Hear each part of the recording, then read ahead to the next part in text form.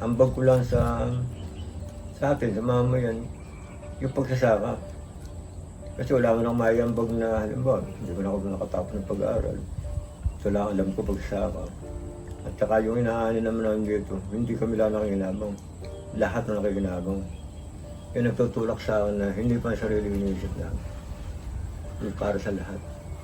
Kaya minsan nga, tatalo kami. Pero ganun pa man, diretso pa rin. Tanim kami ng tanim. Kahit na walang kinikita. Yung experience namin, ano ba, yung sabi mo nga, pag na yung kalamidad, yung tuwanaw. Makarecover kami, hanggat hindi ko nakatanim. Diretso pa rin tanim-tanim, nalusaw tanim. Kasi pag hindi ka nagtanim, hindi na makakabago. Ano, kahit 2 beses ka natunawan, magtanim ko ulit. Hindi sapat yung binibigyan nila na yung ayuda ng pataba, nabinti. Tapos pag nag-aani ka, 10 piso lang ang palay. Hindi isa wala rin. Tumagas ang bigas, ang palay, pababa. Kasi ang magbubukod ka sa amin, pag kami magbebenta ng palay, kami tatanong ng presyo.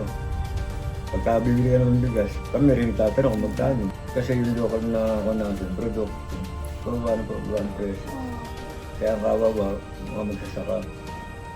Kaya baka dumating ang araw nga, ngayon pala, tinatamad namin sa pag-tanim.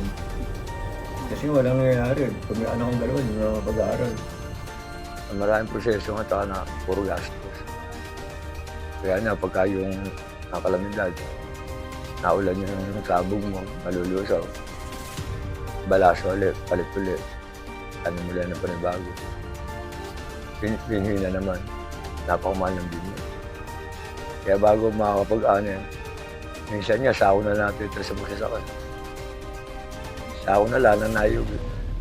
Kaya nga, yung iba nga, kagaya ko, yung mga anak ko, hindi ko ma-encourage na magsaka. Alam mo bakit?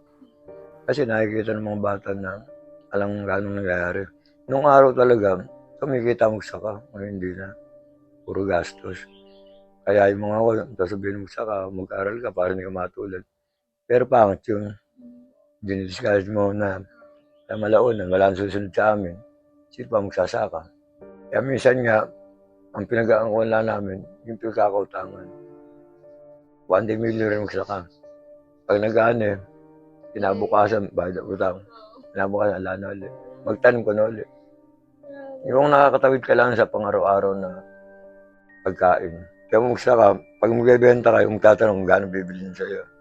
Kung ikaw bibilin bigas, ikaw rin magtatanong kung gaano bibilin mo.